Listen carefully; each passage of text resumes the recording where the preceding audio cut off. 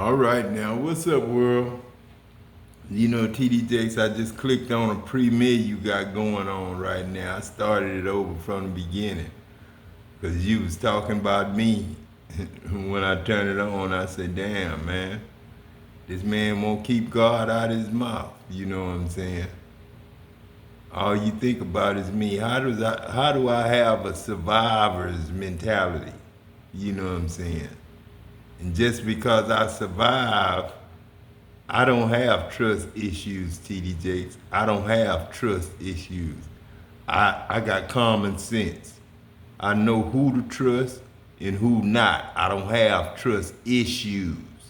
God have showed me from the beginning who the enemy and who ain't.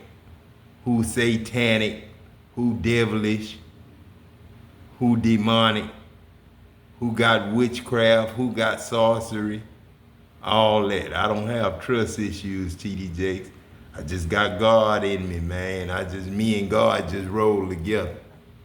You know what I'm saying? I want you to go to 2 Kings chapter 3, verse 8 through 19, and there you will find my assignment today. And while you turn, may I say what an honor it was for the Potter's House to host Woman Evolve.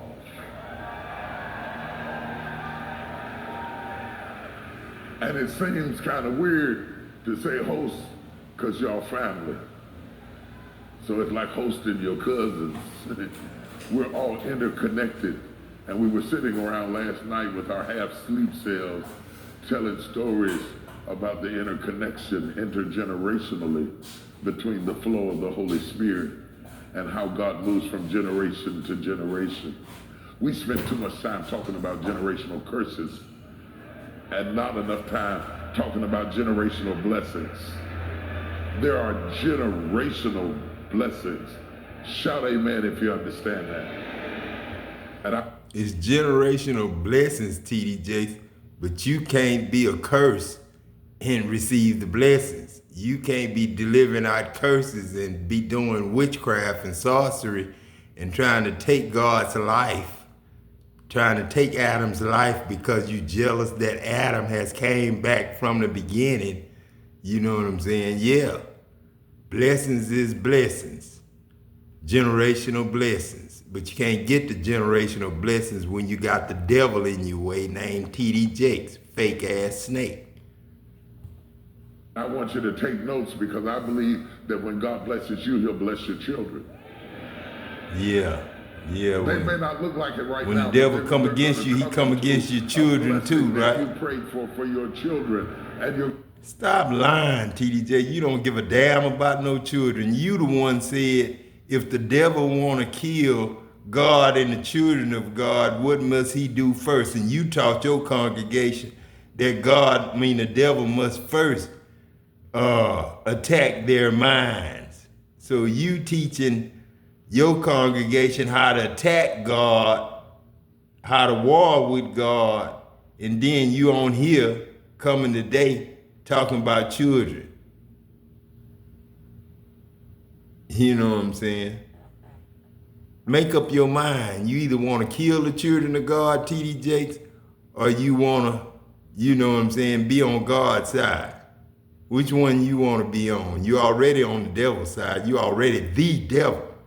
Because if I'm the God, you the devil. Grandchildren, let all the mamas holler at me. Yeah, let all the mamas holler at me. Let all the daddies make some noise. Today we're in 2 Kings chapter 3, verse 8 through 19, and follow me closely. My purpose in ministering is not just to acquaint you with the text itself, but to extrapolate from the text the substance that is necessary for your contemporary challenge. Lies. So in other words, it's not enough for you to know that David killed Goliath if you don't kill yours. See, he always talking about killing. He always talking about killing something. So whenever I'm teaching about David killing Goliath, it is not for its historical. God ain't never told you to kill no Goliath. Principles that you know what I'm saying? God said don't fight. New idioms of thought and new dimensions of light. That's the dumbest We don't thing in the just want world, to study start off with a Bible historical talking about David who killed has no Goliath. contemporary relevance. Goliath, another The God that motherfucker. we serve is a right now God. So while we are looking at a historical event, we are looking at it with contemporary eyes that we might better understand how to face our challenge. And in the text today, we are listening at a conversation between kings and prophets, because we are a nation of kings, prophets, and priests. So we got to learn to think like kings. I'm going to say that again. We got to learn to think like kings. We have to eavesdrop on king problems so that we are not distracted by pauper problems, because we have been trained to think like paupers, but we have been called to be kings and priests under God. Are you hearing what I'm saying to you? Oh, this is good. I'm excited. I'm fired up. I'm fired up. It's dangerous when I'm fired up. You're in trouble today. And he said, which way shall we go up? Which way shall we go up? And he answered, the way through the wilderness of Edom. These are kings talking. So the king of Israel went, and the king of Judah, and the king of Edom. And they fetched a compass of 7 days' journey, and there was no water for the host and for the cattle that followed them. And the king of Israel said, alas, that the Lord hath called these 3 kings together to deliver them into the hand of Moab. He's discouraged. He's upset because the kings have made a decision that has caused the followers to be in trouble. They have followers of cattle and sheep and land, and they have gone through the wilderness to attack their enemy, but they did not make provisions for their followers. But Jehoshaphat said, is there not here a prophet of the Lord? Listen at the difference between how Jehoshaphat talks and how the king of Israel talks. The king of Israel said, well, we might as well give up the Moabs have got us, because if we got to go through this desert and we have to go through a dry place, we might as well give up the battle. We're defeated. So many people, when they go through a dry place, want to give up and be defeated, because the way God brings you is dry and tough. You assume that you can't win the battle because you are emotionally dry or financially dry or attitudinally dry. But just because you're going through a dry place doesn't mean you can't go through. Now the TDJ, you can't talk about nobody. You got $18 million. You can't talk about no poverty. You can't talk about sickness and disease. You rich, man. You rich. You just go to the doctor. You don't worry about no health care. You don't worry about nothing that normal man work for. You rich, TDJ. You get free money every week, 2 times a week. You begging for money, stealing God's money. God told you in Malachi 3:8, will a man rob God? And you sitting up here just preaching your ass off, acting like you ain't robbing God. I told you in tithe and offering. You know what I'm saying? You robbed me. And you talking about God's house ain't got nothing in it, it's dry and this and that thing. You talking about Adam. You talking about Adam, you talking about God, TDJ. You talking about Adam, you talking about God. You talking about the children of God, you talking about Adam. Because Adam is every child of God in the world. All 8 billion is Adams. All die in Adam and all are born again as Adam. You know what I'm saying? So you the wrong person that I need preaching. king of Israel is ready to give up. But the king of Judah, who is Jehoshaphat, said, is there not here a prophet of the Lord, that we may inquire of the Lord by him? And one of the kings of Israel's servants answered and said, here is Elijah, the son of Shaphat, which poured water on the hands of Elijah. And Jehoshaphat said, the word of the Lord is with him. So the king of Israel and Jehoshaphat, who is the king of Judah, and the king of Edom, who they don't share his name, went down to him. And Elijah said unto the king of Israel, he said unto the king of Israel, what have I to do with thee? See, the king of Israel is the son of Jezebel. No, the king of Israel, yeah, the son of Jezebel. I wouldn't even talk that. I wouldn't even talk that sermon if that was Jezebel's. Yeah, what's up, bro? Golly, man, golly, we gotta get milk. We gotta get milk. You know what I'm saying? I had to give my grandson some milk. And Ahab. And he had been serving God, but now he wants God to work for him. You'd be surprised at the people who haven't been serving God, but when they get in trouble, they want God to work for them. All right, now that's right there. That's for you, T.D. Jakez. You'll be surprised in how many people don't want to do nothing for God, don't want to work for God, but then when they get in trouble, they want God to work for them. You know what I'm saying? That's to you, T.D. Jakez, from yourself. Oh, y'all don't hear what I'm saying. And Elijah said unto the king of Israel, what have I to do with thee? Get thee to the prophets of thy father and to the prophets of thy mother. Go back to them, go back to Baal. And the king of Israel said unto him, nay, for the Lord hath called these three kings together to deliver them into the hand of Moab. Still defeated. And Elijah said, as the Lord of hosts liveth before whom I stand, surely were it not that I regard the presence of Jehoshaphat, the king of Judah, I would not look toward thee nor see thee. I would let you go. But because of who you're connected to, good God, man. There are many, many people that get blessed because they're connected to somebody who's blessed. Let me see. And then he says, but now bring me a minstrel. And it came to pass when the minstrel played that the hand of the Lord came upon him. This is why our music is so important, because it provokes the hand of the Lord. Close the door. To come upon you. And he said, thus saith the Lord, make this valley full of ditches. This is the word of the Lord. After that the music played, this is the word of the Lord. Make this valley full of ditches, for thus saith the Lord, ye shall not see wind, neither shall ye see rain, yet that valley shall be filled with water. I'm talking to somebody, I don't know who it is. You ain't even gonna see it coming.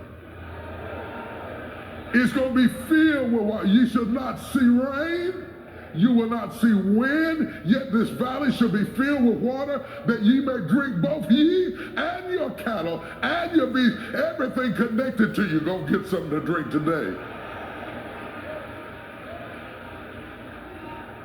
And this is but a light thing in the sight of God. He will deliver the Moabites also into your hand. Not only will he be your provider, he will be your protector. And ye shall smite every fenced city and every choice city, and shall fell every good tree, and stop all the wells of water, and mar every good piece of land with stones. Come on. Go back. I think it's the 17th verse. Let me see. Yeah, no, 16, right there. And he said, thus saith the Lord, make this valley full of ditches. Make this valley full of ditches. My subject is build for expansion. Look at somebody and say, build for expansion. To give up. But the king of Judah, who is Jehoshaphat, said, is there not here a prophet of the Lord, that we may inquire of the Lord by him? And one of the kings of Israel's servants answered and said, here is Elijah, the son of Shaphat, which poured water on the hands of Elijah. And Jehoshaphat said, the word of the Lord is with him. So the king of Israel and Jehoshaphat, who is the king of Judah, and the king of Edom, who they don't share his name, went down to him. And Elijah said unto the king of Israel, he said unto the king of Israel, what have I to do with thee? See, the king of Israel is the son of Jezebel and Ahab. And he had been serving God, but now he wants God to work for him. You'd be surprised at the people who haven't been serving God, but when they get in trouble, they want God to work for them. Oh, y'all don't hear? Now, it's the same way, TJ. You'll be surprised at the enemies of God that come against God and the children of God, and then turn around and want God to serve them when they get in trouble. But you ain't say that like that. And you ain't say you know, one of them people. You know what I'm saying? You ain't say you one of them people. You ain't put your name in it, did you?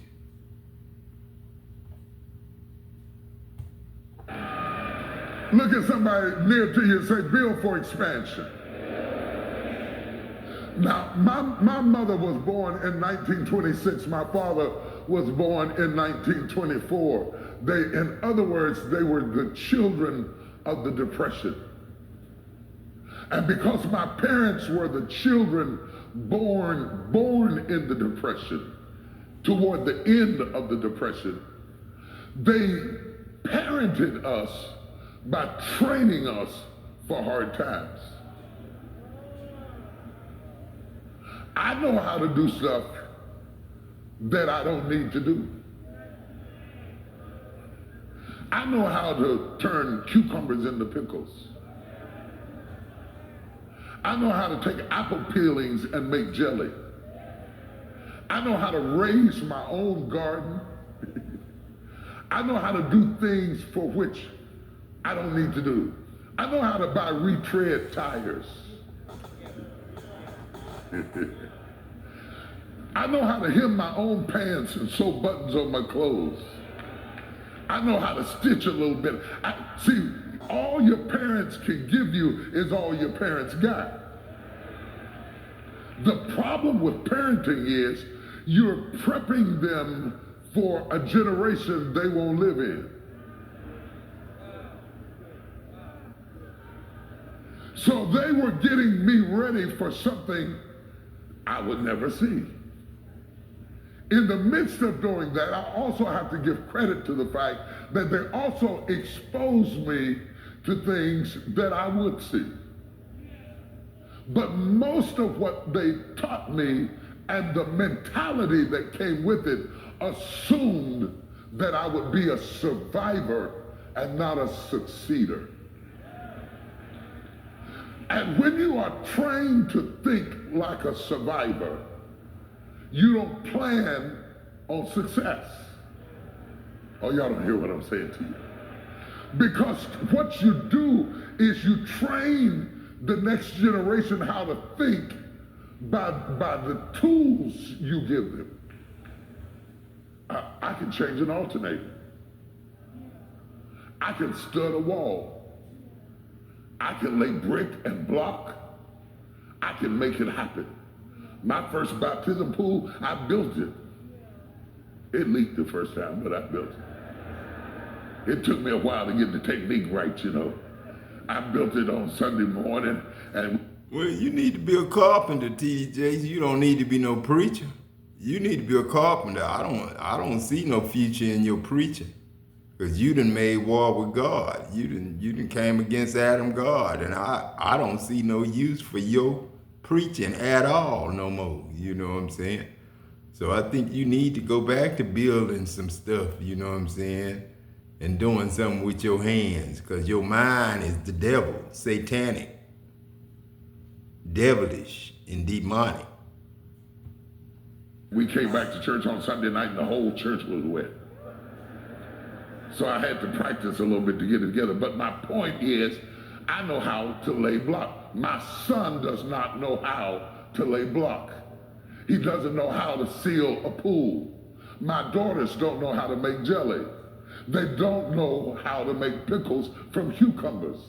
But I can still see my mother with her jug on the back porch with pickles. My grandmother churned butter. My grandmother baked a cake with a spoon. A mixer was never even thought about. She would take the flat end of a spoon in a bowl and cream the butter with the sugar, and I can still see her arms shaking. I know how to do it, but I don't do it anymore because I have a mixer. My challenge was not my parents' challenge. I had another challenge to face, but it was not the depression. Now, should it ever arise that all the Kroger's closed and the Big Bear goes out, I will still be eating. Should it ever arise, my mother wanted to raise us in such a way that we could take care of ourselves, so we might want a wife, but we wouldn't need a wife in order to take care of ourselves. I guess that's where the other I stuff can cook come just in. as good as the average Needing a woman man. anywhere. You know what I'm saying? Since your mama taught you didn't I need no want wife. to every day. You know. But should I need to, I'm not going to starve waiting on you to come home, because I was raised to think even a monkey can climb a tree and get a banana. So you ought to be able to do something. Y'all still talk to me. But what I learned in life, what I wasn't prepared for, I was prepared for decrease, not expansion. So I didn't think in terms of expansion. I talked in terms of expansion. I shouted about expansion. I danced about expansion, but I wasn't prepared for expansion because I was raised by a minimalist. And if you think about I'm talking about how you think. That's what you is, TDJ, a minimalist. You know what I'm saying? You in the same position your mama and them was in. You know what I'm saying? You don't know nothing about video games. You know what I'm saying? You can't put a video game together. You know what I'm saying? And how you know when Kroger's, do what they gonna do, you still gonna be eating. You know what I'm saying? You might not even be here, T.D. Jakes, at the rate you going. You set traps for yourself. Messing with Adam God, T.D. Jakes, mess with yourself. And you gonna see that when you lose everything, because Adam all die in Adam, all are born again as Adam. And since you said, you know what I'm saying, we ain't come to raise the dead, I sabotage you. I sabotage you. I sabotage you. That just rings in my ear every day as God. That's what pumped me up. I sabotage you. And I could have helped you. But I didn't, because I wanted you to lose your opinion, and you still up here talking like you for a God. No, you ain't for a God. You for spoiling God's shit. You know what I'm saying? If you examine how you think, your thinking is a reflection of your training. So I can make preserves, but I haven't made preserves. I go buy preserves like you do, but I know how. So I am good at stuff that we don't need no more. I can do the swim. I can do the twist again, like we did last summer. Problem is, nobody's doing the twist. We damn sure don't need you preaching the word of God, TDJ. We don't need you preaching the word of God. It was something else that you said that I came late and heard, you know what I'm saying? Talking about trust issues, you know what I'm saying, with a survivor, you know what I'm saying? You call a survivor less than because you say a survivor no longer is any good no more because he'll have trust issues.